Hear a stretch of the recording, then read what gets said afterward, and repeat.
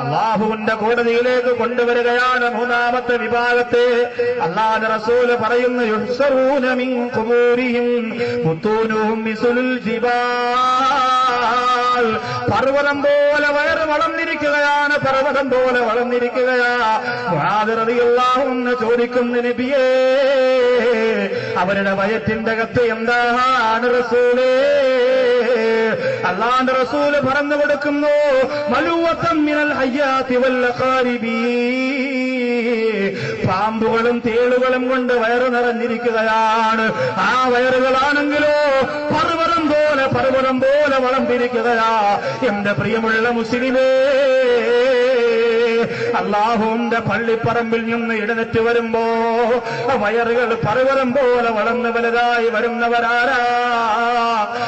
റളിയല്ലാഹു അൻഹു കരഞ്ഞുകൊണ്ട് പറയുന്ന, നബിയേ, വയറ്റിന്റെ അകത്ത് പാമ്പ് കിടക്കുന്ന, വയറ്റിന്റെ അകത്ത് തേള് കിടക്കുന്ന, വയറ്റിന്റെ അകത്ത് ജീവജാലങ്ങൾ കിടക്കുന്ന ആ ഒരവസ്ഥ ആർക്കാണ് നബിയേ?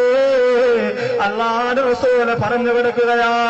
ഹറാമായ പണം തിന്നവനാണ്, ഹറാമായ സ്വത്ത് തിന്നവനാണ്, പാവപ്പെട്ടവർക്ക് അർഹതപ്പെട്ടത് കൊടുക്കാതെ തിന്ന് വയറ് തീർപ്പിച്ചവനാണ്. എന്റെ പ്രിയമുള്ള ഉമ്മ, ചെമ്മൻകുഴിയിലെ പരിസരത്ത് ഏതെങ്കിലും ഒരു അനാഥക്കുട്ടി കരഞ്ഞു പോയാൽ ആ കണ്ണീരിന് സമാധാനം പറയാ. എന്റെ പ്രിയമുള്ളവരെ, നിങ്ങൾക്ക് അല്ലാഹുവിന്റെ കോടതിയുണ്ട്, മറക്കണ്ട. ഏതെങ്കിലും ഒരു പാവപ്പെട്ട ഒരു പട്ടിണി കിടന്നാൽ, ഏതെങ്കിലും ഒരു പെൺകുട്ടി തന്നെ നിക്കാഹ് കഴിപ്പിച്ചു വിടാ പണമില്ലാത്തതിന്റെ പേരിൽ ശ്രീധാരന്റെ സാരെടുത്തുകൊണ്ട് കഴുത്തിൽ ചുറ്റിയിട്ട് വീടിന്റെ മുമ്പിൽ ഫാനിലൂടെ തൂങ്ങി നിന്നുകൊണ്ട് ആത്മഹത്യ ചെയ്ത ഈ ചെമ്മൻകുഴിയുടെ പരിസരത്ത് വലിയ കൊട്ടാരം വെച്ചവരെ, വലിയ പള്ളി വെച്ചവരെ, വലിയ ആഡംബരം നടത്തിയവരെ, വലിയ സുഖലോലുപരായി ജീവിച്ചവരെ, അല്ലാഹുവിന്റെ കോടതിയിൽ നിന്റെ തടമ്പ് നോക്കൂലടാ, നിന്റെ ദാരി നോക്കൂലടാ, നിന്നെ കൊണ്ടുവരുന്നതെങ്ങനെയാ?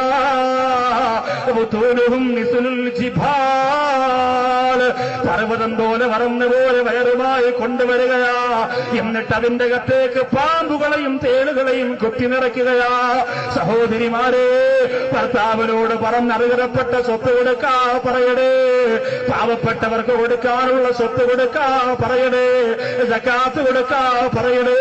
സുന്നത്ത് ജമാഅത്തിന്റെ പ്രവർത്തകരായ നമ്മള് സക്കാത്തിന്റെ വിഷയത്തിൽ പിന്നോട്ട് പോകുന്നത് കൊണ്ടാ ഇവിടെ പുത്തനാശയക്കാര് റമളാൻ മാസമാകുമ്പോ സക്കാത്താണെന്ന് പറഞ്ഞ് പണക്കാരനെന്ന് പൈസ പിരിച്ചിട്ട് കൊണ്ടുപോയിട്ട് ആട് വാങ്ങിച്ചു കൊടുക്കുന്നത്, ഓട്ടോ വാങ്ങിച്ചു കൊടുക്കുന്നത്, ചാക്ക് കണക്കിന് അരിയെടുത്ത് കൊടുത്തിട്ട് ലക്ഷക്കണക്കിന് രൂപ, കോടിക്കണക്കിന് രൂപ സക്കാത്തിന് വേണ്ടി പിരിവ് നടത്തിയിട്ട് അവരുടെ പ്രസിദ്ധീകരണത്തിന്റെ അടിത്തട്ടിൽ എഴുതി വെക്കുകയാ. സക്കാത്ത് പിരിവ് ചിലവുക, ബാക്കിക്ക, നീക്കിയിരിപ്പുക എന്ന് എഴുതി വെക്ക. അല്ലാഹുവിന്റെ സക്കാത്തിന്റെ അവകാശത്തിന്റെ സ്വത്തിന് എങ്ങനെയാണ് പ്രിയപ്പെട്ടവരെ കണക്ക് പറയുക?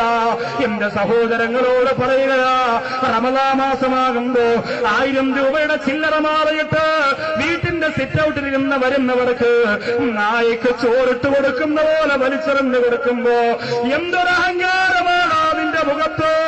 അല്ല തന്നത് മുഴുവനും വാരി വലിച്ചു തിന്നാനല്ലാതെ അതിന്റെ കണക്ക് നോക്കിയിട്ട് പാവപ്പെട്ടോന് കൊടുക്കാൻ നിനക്ക് കഴിയുന്നുണ്ടോ? നിനക്കെവിടെയെല്ലാം സ്വത്തുക്കളുണ്ട്, നിനക്ക് എത്ര ബാങ്ക് ബാലൻസ് ഉണ്ട്?